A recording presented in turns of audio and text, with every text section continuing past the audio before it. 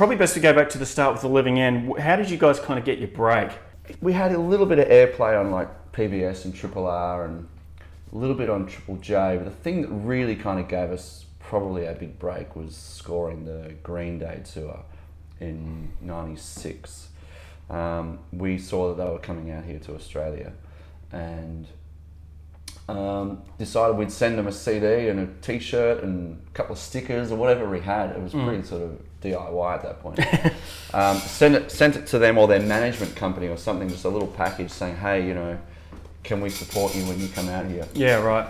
And not knowing how the industry or anything worked, we weren't signed or anything at that point.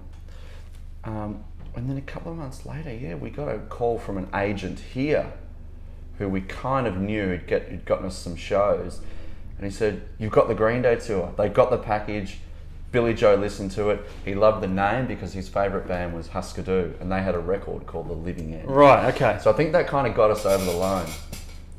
Next thing we knew, we went from playing like to 20 people at the Punters Club to playing 2 nights at Festival Hall to like 6,000 people or something. Right. Still unknown at that point, but it was after that tour that I think the Australian music industry just kind of, you know, all of a sudden we were on the map. Right. We did a national tour with them, and we could ring anybody after that and say, oh yeah, we're the band that did the Green Day tour. And it immediately just sort of gave us some notoriety, I guess. It sounds like a rags to riches kind of tale, but it wasn't. We still went back to playing like 20 people at the Punters Club like the week after that tour finished.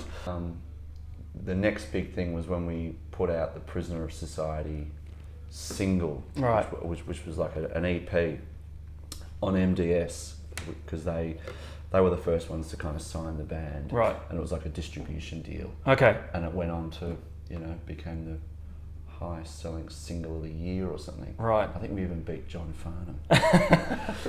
So that was when I also knew, oh right, okay, maybe we do have a future in this. Well, at least for another few months. You wrote all those songs initially? Was you and the guys, or? Yeah, I mean, I always kind of wrote the bulk of it, and then I kind of would take it into the rehearsal room and kind of just, you know, play them the idea, and we'd try a few different kind of beats, you know, or arrangements. We're always trying to, you know, come up with different ideas. I think because we came from the 50s thing, and we didn't want to be that 50s kind of rockabilly band, and we loved it, and that was always the foundation, but we never wanted to be that. We wanted to be a rock band. So the songs that I was bringing in were kind of, they were rock songs but played in a kind of rootsy, retro kind of fashion, and obviously on retro style instruments with a double bass and everything. Right. So yeah, and you know, we would just kind of, you know, nut around on a song for a few hours, and then we'd probably record it. Did hundreds and hundreds of songs like that. Okay. Many of them, you know, on the cutting room floor.